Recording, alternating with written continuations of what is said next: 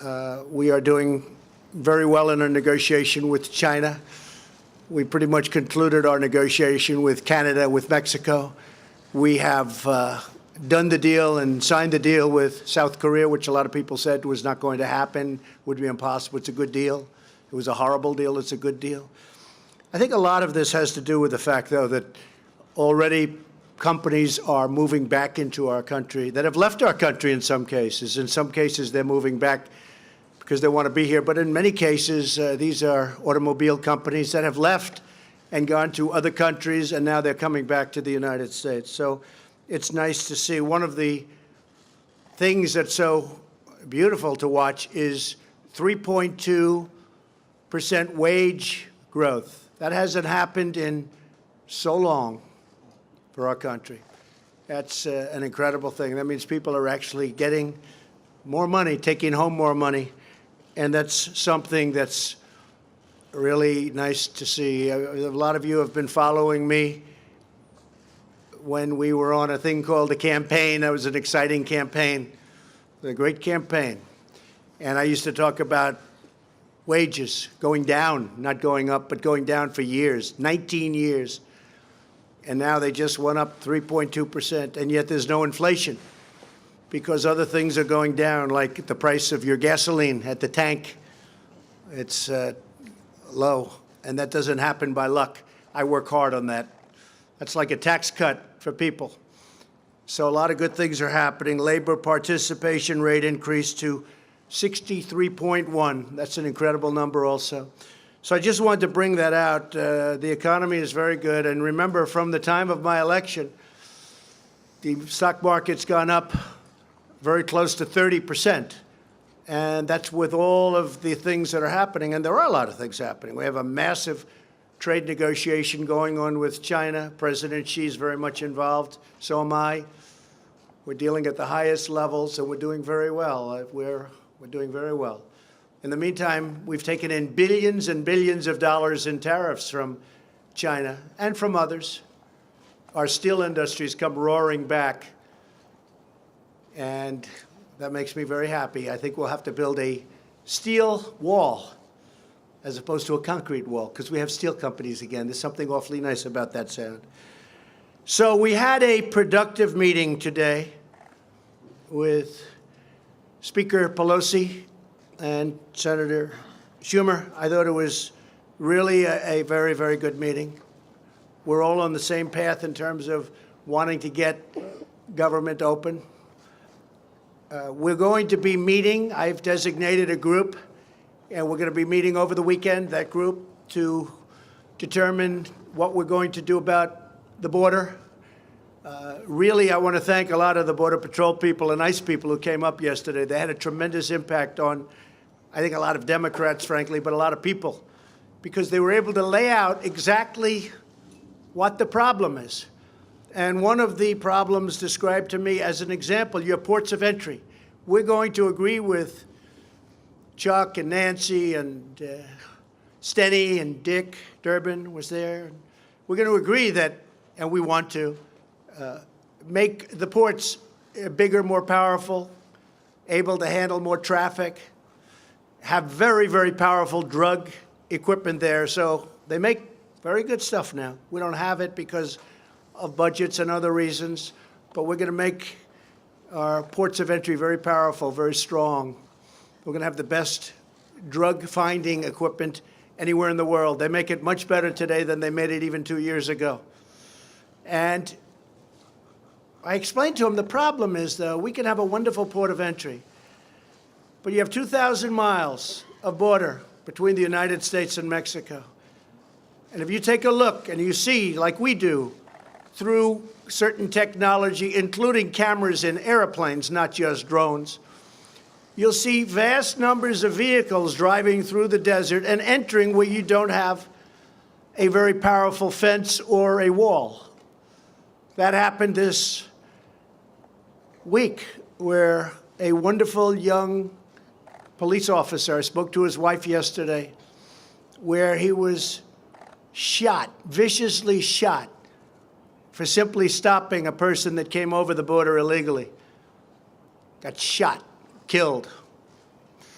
and took the most beautiful picture just hours before, a Christmas picture. We don't want that happening. But I was explained to, and I explained to people, because it's really common sense. So you have ports of entry, and we have great security at the ports of entry. And then you may have fencing or walls up and down, left and right, east and west, but they stop because we don't have proper border security. These people have vehicles, and they drive to the right. They're not going through where we have great Border Patrol officers and ICE officers and military now. I tell you, the military has done a fantastic job. They don't stop. They go right to the easiest part and the weakest part, sometimes out in desert, but you have miles and miles and miles of unprotected area. And you can see where they drive over. You even have people walking that trek, and that's a very dangerous trek. And they bring children, or even worse, they use children. You know, children are the biggest beneficiaries of what we want to do. Children are hurt more than anybody else. These coyotes, what they do with children, all because we have open borders, because they think they can get away with it. They don't come in through the port where we have a lot of protection. They come in through empty areas, vast spaces, empty areas. Just like this terrible person came in when he shot Officer Singh. They come in through these vast open areas. You don't even have a sign saying Mexico, U.S. There's no sign designating you have just entered the United States, just open space. And I explained that to the meeting today with Nancy Pelosi, Chuck Schumer, and a lot of other people at the meeting. And I said, one of the things that happens there is human traffickers. Maybe that's the worst of all, where you'll have traffickers having 3 and 4 women with tape on their mouths and tied up, sitting in the back of a van or a car, and they'll drive that van or the car not through a port of entry where we have very talented people that look for every little morsel of drugs or even people or whatever they're looking for. They're not going to go there. They get off the road, and they drive out into the desert, and they come on, they make a left turn. Usually it's a left, not a right. Most of them come out because in San Diego and in areas of California, we just finished brand new walls, beautiful walls, steel walls. And they wanted them badly. They were asking us. That's why we did it there. I said, let's not do it in California. California always complains through their great governors. They're always complaining. I said, let's not do it. Let the governor ask us. But we did it anyway because they really needed it. They were having tremendous problems. So we built a brand new wall in San Diego, and it's working really well. You should go and look at it. It's amazing. It's incredible how well it works. But these coyotes and these human traffickers, they make a right turn before they get to the port of entry. They go as far as the wall is or as far as the barricade is, and then they make a left, welcome to the United States, and what they do with usually the women, sometimes children, that they're trafficking with and in, you don't want to know about.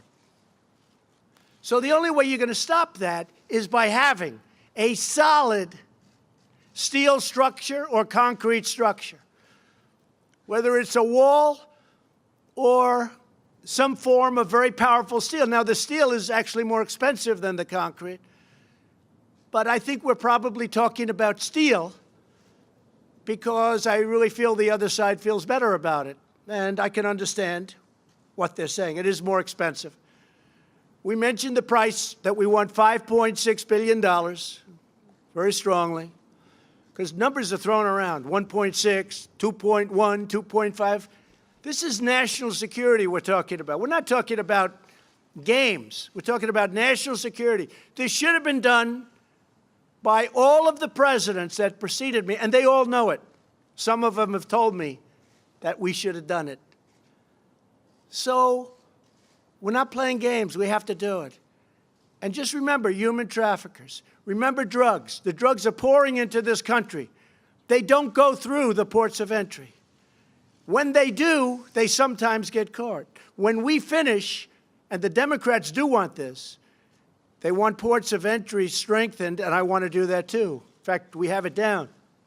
It's about $400 million, and we can have the best equipment in the world.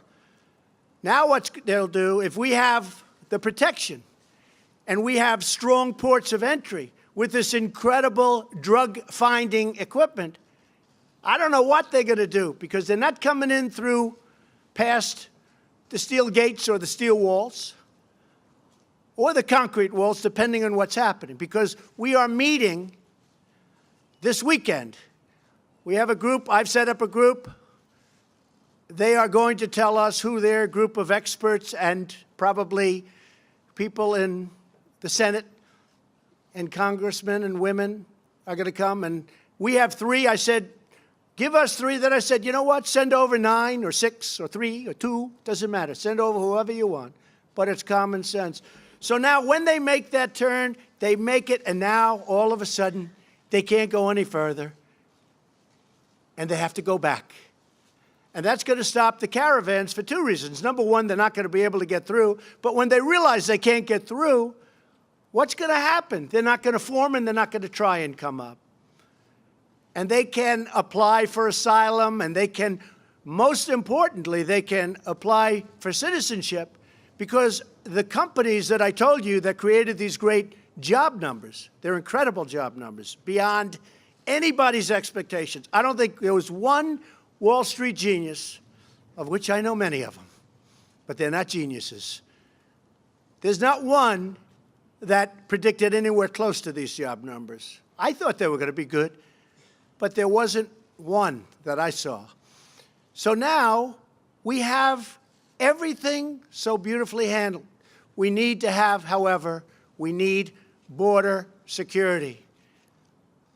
And all of this security, if we do what I think what the Democrats want, all of the border things that we'll be building will be done right here in the good old USA by steel companies that were practically out of business when I came into office as president, and now they're thriving. You call up the heads of U.S. Steel, and I could name 10 companies. You look at what's going on in the steel industry. It's almost a miracle. It was a dead industry. We need steel for defense. We need steel for a lot of things, steel and aluminum. But those industries were in deep trouble. The steel industry was almost dead, and now it's a very vibrant, vibrant industry. So what I'm going to do is ask, first of all, Mike Pence, Vice President, to say a couple of words, because Mike is, we put together a team of people that will work over the weekend, and they'll be negotiating on the border, on the look, on different things having to do with border security, including at the ports of entry. And I think they're going to be very successful, because I found the Democrats really want to do something. So we're at 5.6, if you look at it, $5.6 billion. But we are able to also, in addition to that, because what we want to do has to be done properly, and we're negotiating very tough prices, very, very tough, because you heard much higher numbers. Those higher numbers were very much a misnomer. You heard 20 and 25 billion in DACA. What happened is when a judge incredibly, because it was an incredibly, I will say, wrong decision. In fact, President Obama, when he signed the DACA with the executive order, made a statement to the effect, this isn't going to work. And some judge from the Ninth Circuit, here we go again, upheld it. And then it was upheld by the Ninth Circuit appellate, and now it's going before the United States Supreme Court, and hopefully that will be properly adjudicated, because if it is, talks will begin on larger immigration matters having to do with DACA, having to do with other things. So that is taking place. We may add a few things onto our discussions over the weekend, but I'm going to ask Mike Pence, and then I'll have Leader McCarthy say a few words, and we'll take a couple of questions. But we're very proud of the jobs and the job numbers. That was incredible. And I think I'll be even more proud if we can have great border security for the first time in really the history of our country. The southern border is a dangerous, horrible disaster. We've done a great job But you can't really do the kind of job we have to do unless you have a major, powerful barrier, and that's what we're going to have. So first, we start with Mike Pence. Okay, Mike.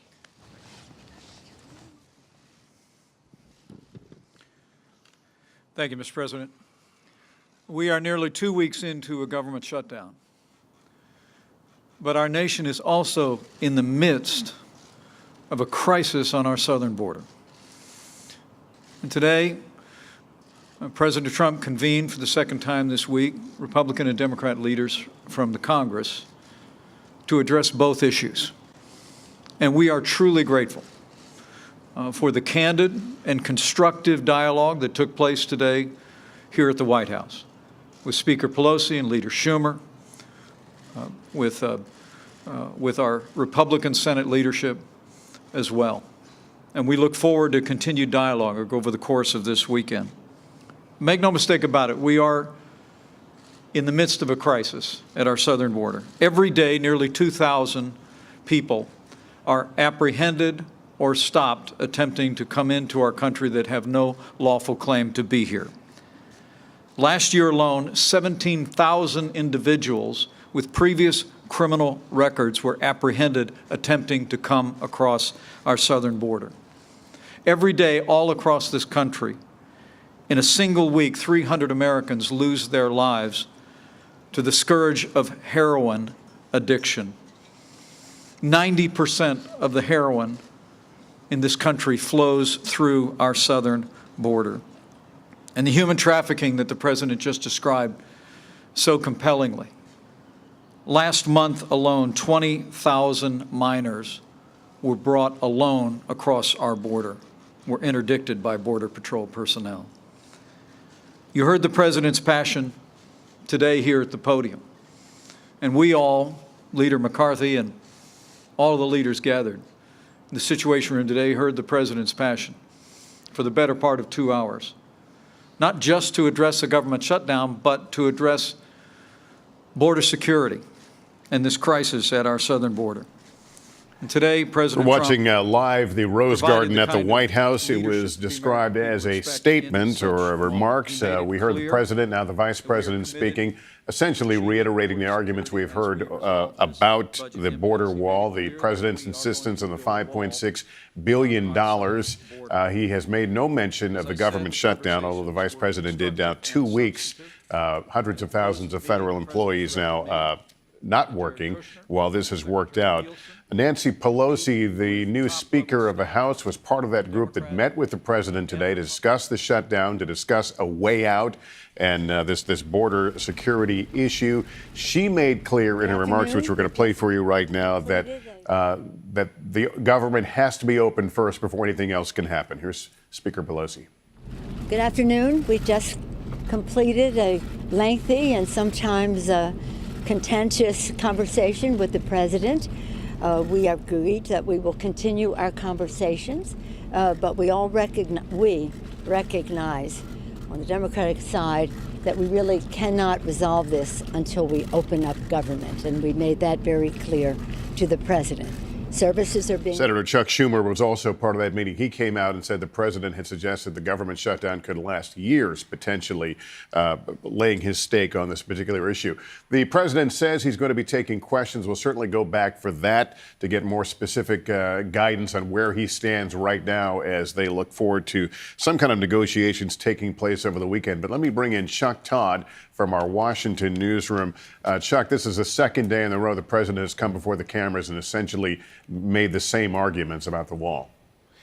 It's true, but let me give you a couple things here that I think we're telling in where we are. Number one, the body language of the Republican side, the President and the Vice President, versus the body language of the Democratic side, Nancy Pelosi and Chuck Schumer. You have Nancy Pelosi and Chuck Schumer very pessimistic about where things stand. I think Nancy Pelosi, in that same clip that you played later on, is asked, well, did you move things forward? And she basically said, well, if we have a better understanding of what everybody's position is, then I guess yes. The President tried to paint a brighter picture. So what does that tell you? The White House is moving. They're trying to find a way out of this. I think they know that their side is fracturing quicker than the Democratic side. I think the fact that they have decided to take the most contentious part of the negotiation and give it to sort of a committee, which is a very Washington decision, right? A committee, where we're going to let our underlings see if they can come up with something. I think that's part one of the likely compromise we're going to see, Lester, which is they'll reopen all of the government and set set aside the fight over the wall, perhaps to take place over a couple of week or a couple month period. It looks to me as that's where we're heading. That allows the president to say, I haven't caved in on the wall yet. We just want to open the rest of the government while we continue those negotiations. Yeah, I think that's where we're headed. Yeah, notably, though, at the beginning of his remarks, he made several remarks about this idea of making ports of entry stronger and new magical technology that will make drug finding a little easier and more effective. Is that a tell in itself that may be instead of wall money, more money toward that sort of security? Look, I've always thought the president actually has the standing with his own base to say the following. Look, the Democrats don't want a wall. They're not giving me money for a wall, but I got a whole bunch more money out of them.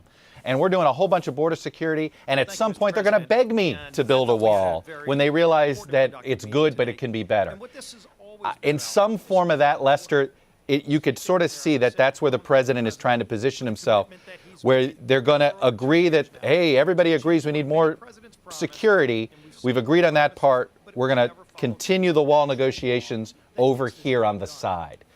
It's about the only move the president has left, because there is no other way for him to do this without losing face here. This isn't a way for him to save face and at least to punt on the wall issue and keep it alive and not disappoint his base. Yeah, we talk about a lot of pressure on him in this issue of leverage, but in terms of the Democrats right now saying, unless you open up the government, there's nothing else to talk about here, is there a political risk there?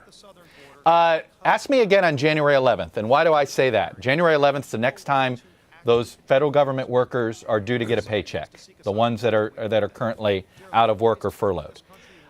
Right now, I think the Democrats are more united. I mean, think about this fact, Lester. 2 months ago, if you'd have said in the first 48 hours of the new Congress, we weren't going to be talking about all the Democrats that were hand-wringing over Nancy Pelosi, I would have said, no, of course that'll be a big story. Well, it's not a big story at all. Nancy Pelosi, the Democratic Party is more united today than ever before, and it's all thanks to Donald Trump and how he's managed these negotiations.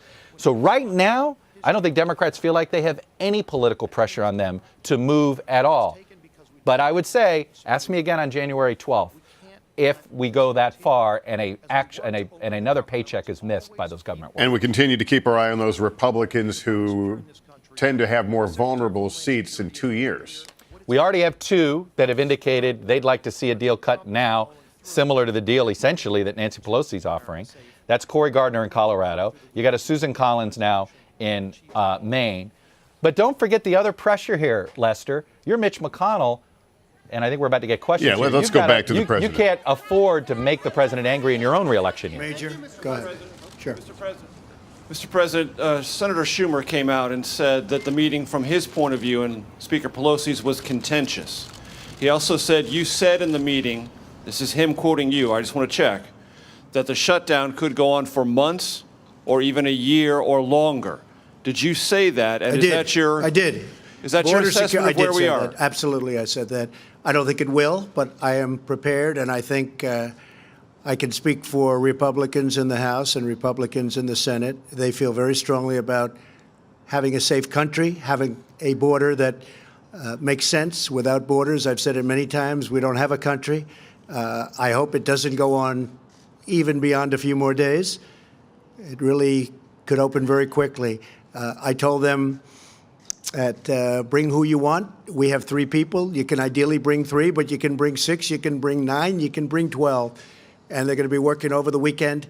I think it may have been somewhat contentious, but I think it was very productive. I have to say that. And I think he said that, too. What was the productive part from your point of view, Mr. President? Did the Democrats move at all in your direction on funding of a border barrier? Well, I don't want to get into that because I don't want to put them in a position where they have to justify anything to a lot of the people that they have to make happy. We want to save lives. We want children to be safe. The children are being decimated. And I'm not talking about necessarily children in our country. I'm talking about wonderful children that are coming up from other places, whether it's Honduras or Guatemala or El Salvador or Mexico or other places. And we have to take care of those children also. We can't let them die on the way up. What's happening to women on those caravans, you're not talking about it, but it's horrible what's happening. If they know it's not going to take place because they can't get through because we have a great border wall or fence or barrier, they're not going to come up and you're not going to have the problem. At the same time, they can apply to come into our country legally, like so many people have done.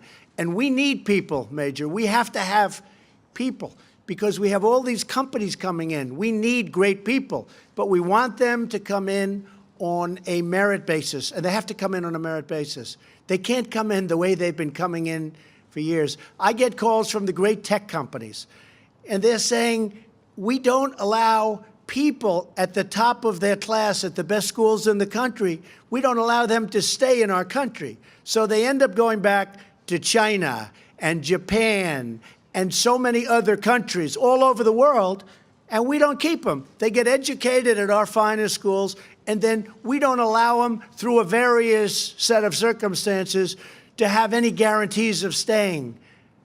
So we lose out on great minds. We can't do that. We have companies that if we don't change that, and we're working on that, and we discussed that with the Democrats, and I think they agree. We're working on that. But we don't want to lose our great companies because we have a ridiculous policy that we won't accept smart people.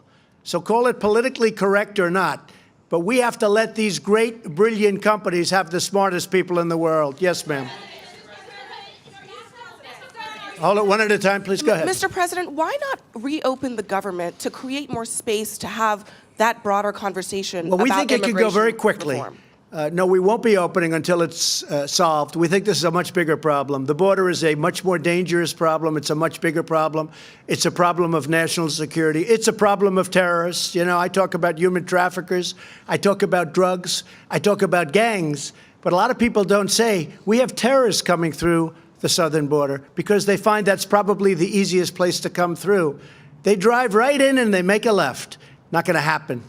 Not going to happen. So we're not going to do that. We won't be doing pieces. We won't be doing it in drips and drabs. And I'll tell you what, I've seen a lot of people over the last week and a half. I've been right in this magnificent structure right behind you. It's called the White House. And I was here on Christmas, and I was here. My family was in Florida. I said, go to Florida. And I didn't even find it to be a lonely place. There's something very special about the White House. But I was here Christmas. I was here on New Year's Eve. And I will tell you, the people that I've spoken with, and I've gotten to meet a lot of people that I wouldn't have met. A lot of people have been coming through the White House and explaining different things and different attitudes. A lot of people that you think are upset, and certainly they're not thrilled, but they say, sir, do the right thing. We need border security. And these are people that won't be getting paid. Border Patrol yesterday was saying, sir, we're affected by it. Do what's right. It's time. This is after many, many decades. Many, many decades. This should have taken place a long time ago. We're going to get it done. Yes, ma'am. Thank you. Two questions for you. Was DACA part of the discussions today? And also, why did it take this many days for a working group to come together? Why didn't you just hash the details out today? Well, sometimes that's what happens in a negotiation. It does take longer than it should. And sometimes you agree to things that could have been agreed to 2 weeks ago. But that's just the way a negotiation is. I mean, we set out a number, $5.6 billion. We're very firm on a number. We also explained that, as you probably understand, the military is very affected. We may use the military for parts of it. Homeland Security obviously is very affected. We may, in addition to the 5.6, we will use Homeland Security funds. So we have things happening in addition to the 5.6, but we have to get a structure built. Was DACA part of the discussion? Please, so go just ahead. a follow-up. Go ahead. Was DACA discussed? Thank you, Mr. President. To follow up on that question, with respect to the DACA program, were you discussing that in terms of a pathway to citizenship being included in the end to the partial government shutdown? Well, we discussed it a long time ago, as you remember. That was when they had this mythical number of $25 billion. But actually, it was $25 billion, but only $1 billion up front.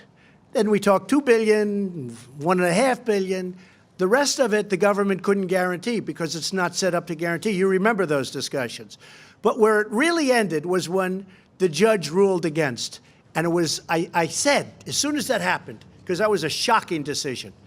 It was shocking to the Democrats, and it was more shocking to the Republicans. It was an incorrect decision. It was a political decision made by a judge. And I know a lot of people don't like when I say it, but try going there sometime to the Ninth Circuit and try winning a case. Not easy. Everyone files right in the Ninth Circuit. The fact is, it was a terrible decision and an incorrect decision. When that decision came down, when that judge ruled the way he ruled, I said, as soon as I heard it, I said, you know what's going to happen? We're never going to hear from them again. And that's what broke up the DACA deal. Yes, we had a pathway. We had many things. That was getting close to being a deal. The problem was that the money was a very small amount of money. It wasn't really the 25. It was 25 and then come back every year. Well, we don't want to go through that every year. But we were getting close, and I said, as soon as that decision came down, that incorrect and horrible decision, I mean, there's been a number of them made lately, but as soon as that decision came down, I said, you'll never hear from him again. And I called up. I said, hi, it's President Trump. What's going on? They say, President Trump? We don't know who that is. It was over. The deal was over. That's what killed the DACA deal. It was nothing else. It was the judge's decision. And if the Supreme Court does what really everyone thinks from a legal standpoint it should be doing, if they don't allow the President of the United States, which is me also, because if President Obama's allowed to do that, I'm allowed to do it also. Can you imagine? If the Supreme Court overrules that wrong executive order, we'll have a deal very quickly on DACA and other things. And the Democrats want that, and so do we. But once he ruled that way, it was something you couldn't really negotiate. Yes, Haley? Thank you, sir. Mr. President, two questions for you. Are you still proud to own this shutdown? Well, you know, I appreciate the way you say that, but I'm very proud of doing what I'm doing. I don't call it a shutdown. I call it doing what you have to do for the benefit and for the safety of our country. But when Nancy Pelosi said, you don't have the votes in Congress, I will tell you what I was proud of. I was never more proud of my Republican Party and those congressmen and women when they saw that and they got together and they voted 217 to 185, and it wasn't even close. That was an incredible day. I'm very proud of that when she said you couldn't get the vote. And I'm not holding that against her, because despite the fact that I'm not saying it was an easy meeting or even a kind meeting or a nice meeting, but in the end, I think we've come a long way. And we're going to be working very hard over the weekend, and we'll see if we can do something. So you can call it whatever you want. You can call it the Schumer or the Pelosi or the Trump shutdown. Doesn't make any difference to me. Just words. Mr. President, have you considered... Mr. President, my second question on federal workers. Yeah, just 1 second. Just 1 second, please. Go ahead. It may be the same question. Thank you, Mr. President. Two questions just to follow up on DACA. Yeah. Are you open to a path to citizenship in theory for DACA recipients? And then can you explain to federal employees of the agencies that are closed, which are not Homeland Security, why those agencies should stay closed?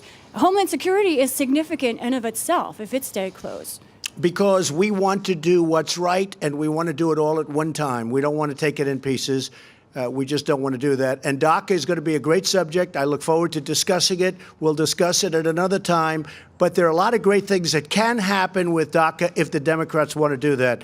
I think what we're all waiting for, to be honest, is the Supreme Court the Supreme Court justices ruling in a not very long period of time. You know, as you know, it's up now. Hopefully, they will be making a ruling maybe sometime in the summer. So I think before we discuss too much DACA, I would like to see what happens. I think it's a very important decision because, frankly, if they rule the way it is, it gives the president too much power. Can you imagine me saying that? But I would be entitled to the same power. It's not a correct thing that took place. And President Obama never felt it was going to hold up, and it held up. But I don't think it's going to hold up at the Supreme Court. If it doesn't hold up, you're going to see a lot of good things happening. because you'll be having DACA and you'll be putting other things with DACA. Hopefully by that time, the wall will be well under construction. And just a little statement on that. We've already built a lot of the wall. We've been working very, very hard. We've renovated a tremendous amount of wall. I just told you we did a lot of wall in San Diego where we needed it very badly, where they wanted it very badly. So we haven't been sitting still for the first, believe it or not, less than 2 years. We've been working very, very hard. The wall is, we've done a lot of miles of wall already. So we're not just starting off fresh, but we have large numbers of miles that we have to do. And we can't let gaps, because if you have gaps, those people are going to turn their vehicles, or the gangs, they're going to be coming in through those gaps. And we cannot let that happen. Kevin. Thank you, sir. Thank you, Mr. President. I appreciate that. Question about government employees. What is your personal message to those who are impacted by the shutdown? And if you wouldn't mind, if you could comment on the remarks made by a freshman congressperson about impeachment involving a bit of a profanity last night. Well, you can't impeach somebody that's doing a great job. That's the way I view it. I've probably done more in the first 2 years than any president, any administration in the history of our country. You look at tax cuts, you look at regulations, you look at what we've done for the vets, you look at the rebuilding of the military and the numbers that we're talking about, and many other things. I can give you a list. It's pages long. So I think it's very hard to impeach somebody who's done a great job. That's number one. And we even talked about that today. I said, why don't you use this for impeachment? And Nancy said, we're not looking to impeach you. I said, that's good, Nancy, that's good. But you know what? You don't impeach people when they're doing a good job. And you don't impeach people when there was no collusion, because there was no collusion. You know Russians better than I do, Kevin, okay? There was no collusion. I didn't need Russians to help me win Iowa. I didn't need Russians to help me win the great state of Wisconsin and Michigan and Pennsylvania. I won them because I went there and I campaigned hard. And my opponent didn't go there enough. And she lost a lot of good states, a lot of states that for many, many years, for decades, have gone Democrat. They went Republican. That's why I won, not because of Russia. Your comment about the freshman congressperson's comments specifically about... Well, I thought her comments were disgraceful. This is a person that I don't know. I assume she's new. I think she dishonored herself, and I think she dishonored her family. Using language like that in front of her son and whoever else was there, I thought that was a great dishonor to her and to her family. I thought it was highly disrespectful to the United States of America. Yes. Go ahead.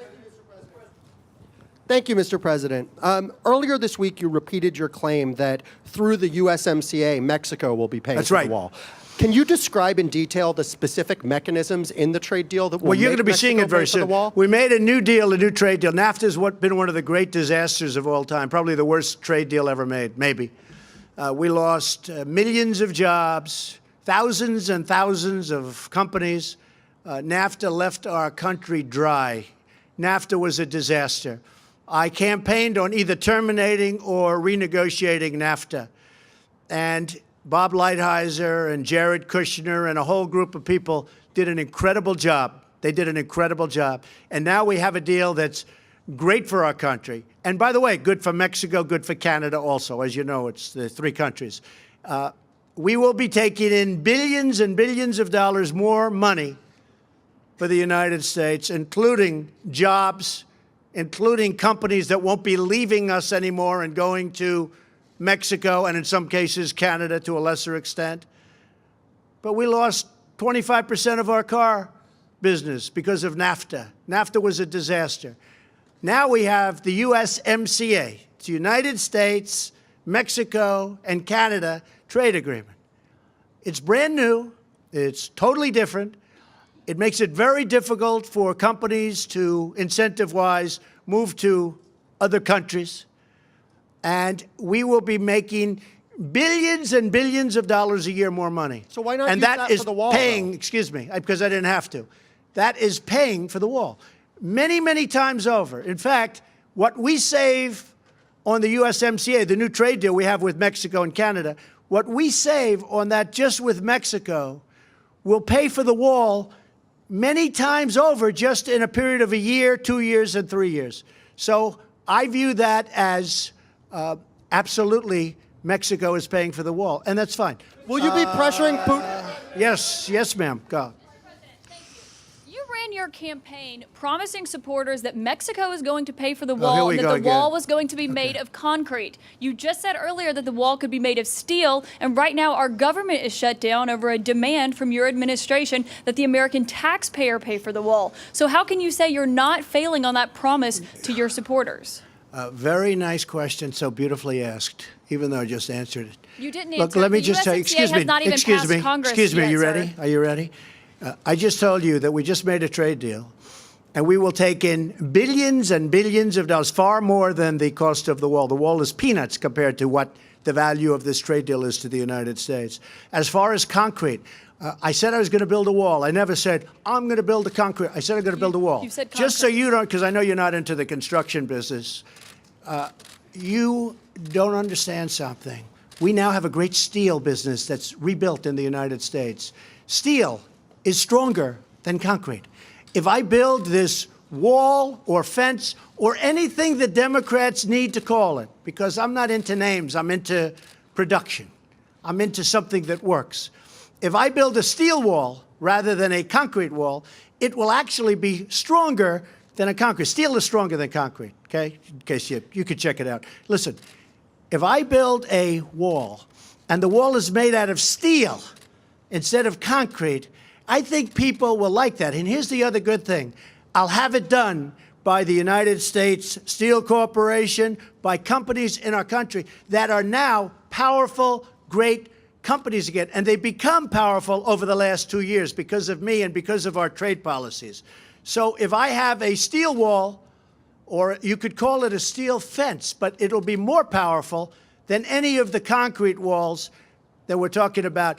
It's possible that it will look better. And one of the things, I think you have seen this, that's very important for us, very, very important, in speaking to Border Patrol, ICE, and actually local law enforcement, and even military, they want to be able to see through it. You can't really see through a concrete wall. They want to be able to see who's on the other side of the wall. Because if they're here and you have about a 12-inch concrete wall and you have people on the other side, but you can't see what's over there, it's very dangerous. They want to be able to see through the wall. A see-through wall made out of steel is far stronger than a concrete wall. So I'm very happy with it. I think, I'm not sure, but I think that's what the Democrats prefer. And if it can get them there, I'm okay. It actually will be a more powerful wall, and it will be a more beautiful wall than having a concrete wall. So if the new trade deal, Mr. President, All right, Jeff, go ahead. if the new trade deal is going to pay Mr. President, Go ahead. you Go ahead, Jeff. you mentioned China, sir, in your remarks. Are you concerned about the words and the actions of Apple this week with regard to revenue? And can you tell us what sort of progress you meant when you were referring to trade talks with China? Well, I think we're doing very well. China's paying us tremendous tariffs.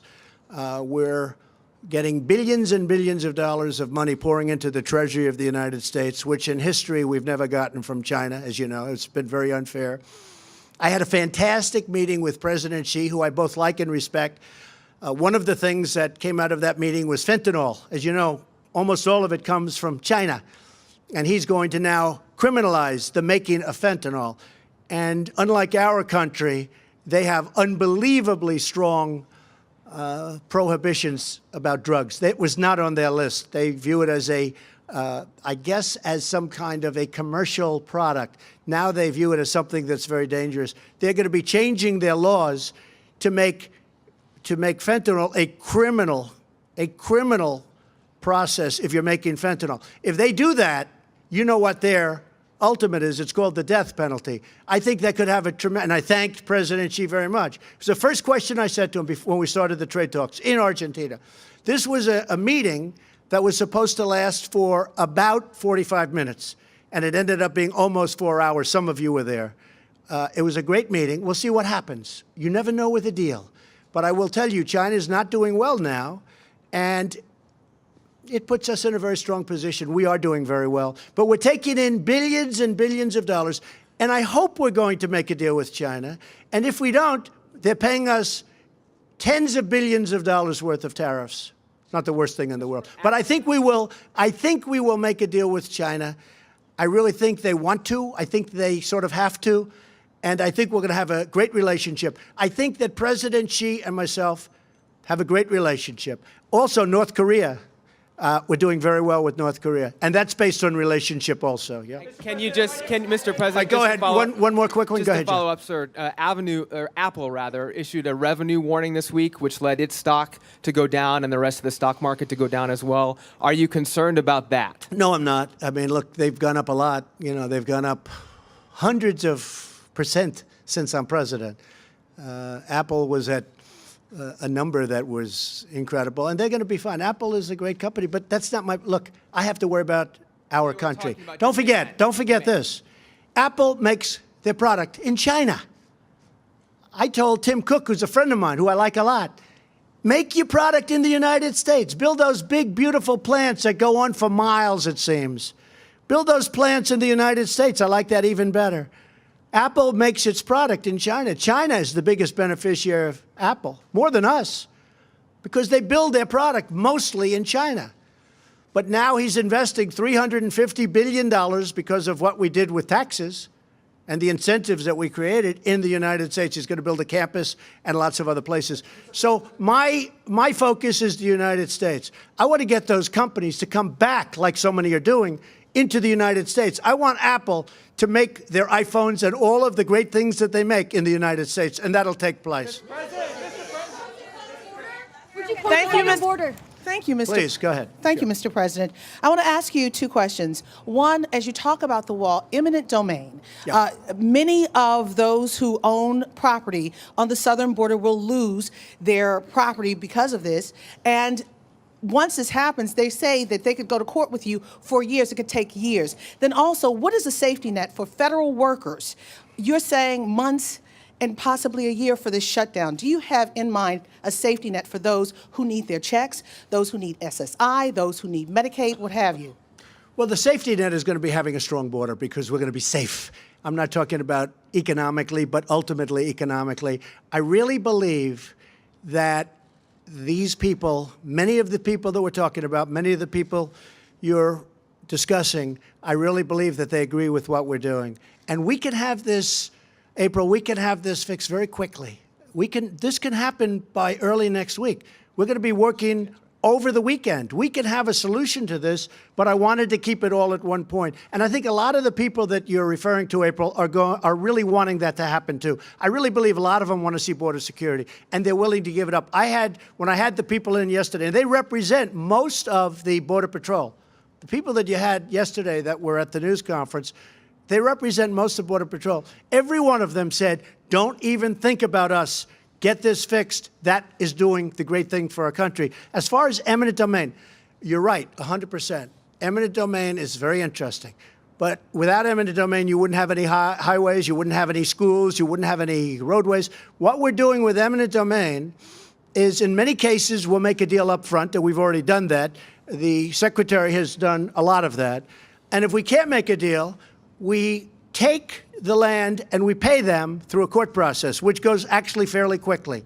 And we're generous, but we take the land. Otherwise, you could never build anything. If you didn't use eminent domain, you wouldn't have one highway in this country. You have to use eminent domain. It's actually something you don't want to use it, but if you're going to do a stretch, as an example, on pipelines and other things that go, you have to use eminent domain, otherwise you'd never be able to buy the land. If we had one person that wouldn't sell us out of hundreds, just one, it only takes one, then we wouldn't be able to build proper border security because we'd have that big opening that I was talking about. So what happens is some are paid up front, you make a deal up front, and we're willing to do that in all cases. And when they're unwilling to make a deal, which also happens, then you go to court. But in the meantime, we're able to build the border security. So I think it's a fair process. I think it's a process that's very necessary, but I think it's fair. But couldn't that hold up your wall? No, it's not going to hold it up because under the military version of eminent domain and under actually Homeland Security, we can do it before we even start. Now, a lot of times we'll make a deal. And I would say a good percentage of the time we're making deals. We have already purchased a lot of it. You know, a lot of the money that we've been given has already been spent on purchasing the land, the right-of-way. It's essentially a right-of-way. So we are very, very far along on that. But eminent domain is something that has to be used, usually you would say for anything that's long, like a road, like a pipeline, or like a wall or a fence. Okay? Thank you. Good question. Mr. President, Good question. Mr. President, thank you. Please go ahead. Thank you. Thank you. So 2 questions. First, Mr. President, have you considered using emergency powers? Should we keep this going or not, folks? Sure. I just don't want to say, Please. oh, he stood out there. You know, you have so many questions. I'm just looking at Mike and Steve and Kevin. I'm saying, should we? And most importantly, Madam Secretary. None of us brought coats. I'm just, oh, are you cold? Get out of here. Here, take mine. You want mine? No, I'm just saying, should we keep this going a little bit Please. longer? Yes, indeed. Go ahead. So, first, let me know when you get tired. I'm not. Have you considered using emergency powers to grant yourself authorities to build this wall without congressional approval? And second, Yes, on I have. Mexico, you have. Yes, I have. And And- I can do it if I want. So you don't need congressional approval to build the No, wall? we can use them, absolutely. We can call a national emergency because of the security of our country, absolutely. No, we can do it. I haven't done it. I may do it. But we can call a national emergency and build it very quickly. And it's another way of doing it. But if we can do it through a negotiated process, we're giving that a shot. So is that a threat hanging over the Democrats? I never threaten anybody. But I am allowed to do that, yes. Second question. Called a national emergency. On Mexico, the benefits from that trade deal are going to go to private companies, private citizens. So you're talking about tax revenues. They're going to pay tremendous tax. So it's American taxpayers. I'll give you an example. When a company was going to leave for Mexico, or Canada, but for Mexico, because we've lost tremendous amounts of our car business, like 25%, to Mexico. If they stay, all of those taxes that they have been paying, real estate taxes, sales taxes, employer taxes, tremendous taxes that nobody even understands they pay. They're tremendous. Income taxes, federal income taxes, state income taxes in some cases. All of those taxes stay with us. The wall is, it's great, but the USMCA, which gives a disincentive for companies to leave, it's a tremendous disincentive. Anybody that leaves after this deal is done, look, it's one of the primary reasons that I like it, because I can live pre-NAFTA, too. The only thing I can't live with is NAFTA. I can live pre-NAFTA, before NAFTA, before everybody left New England and left all of the different places, Ohio, Pennsylvania. I mean, you still have empty steel factories all over the place and other factories. I can live pre-NAFTA very easily. But the only thing I'm not living with is NAFTA. That was one of the worst trade deals ever made. So those are American taxpayer dollars, which you consider essentially Mexico paying for the wall. Well, many, many times over. Look, the USMCA will make, in the form that we right now are losing, approximately 100, hard to believe, and this doesn't include the drugs pouring in, which is probably a much higher number than anybody would even know, in addition to destroying lives and families so horribly. We are losing close to $100 billion a year on trade with Mexico for many years. Not only that, they have a tax of 17%. We don't have a tax. So they have a value-added tax of 17%. We don't have a tax of 17%. That deal was bad the day it was made because they charged a tax before the deal was made and we didn't. It was an obsolete deal when it was made like 30 years ago, whatever it was. No, all of this stuff is changing now. This is a fair deal. This is a good deal for Mexico. Frankly, oil companies and other companies have an incentive now to go to Mexico and take oil out. And that's why we're keeping gasoline prices so low. You look at what's going on with gasoline prices. I mean, it's rather incredible. If you look back 4 months ago, oil hit $83 a barrel. 83. It was heading to 100, and then it could have gone to 125. You want to see problems? Let that happen. After I made some phone calls to OPEC and the OPEC nations, which is essentially a monopoly, all of a sudden, it started coming down. I'm very happy with what's happened.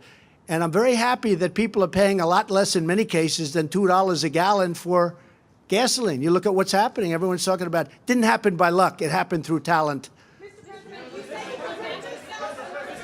Go ahead. If this shutdown, sir, does last, since you said you'd come back for that second question, months or years, I want to understand how you expect federal workers to last that long without getting a paycheck, specifically since your I cabinet don't think members. it will. I'm well, sir, your prepared. cabinet members are set to get raises Right. tomorrow. How is well, that fair? We'll have to talk to the cabinet members then, okay? I'm sure they don't even know that. Will you me ask just them to tell you- give that money back? Let me just tell you this.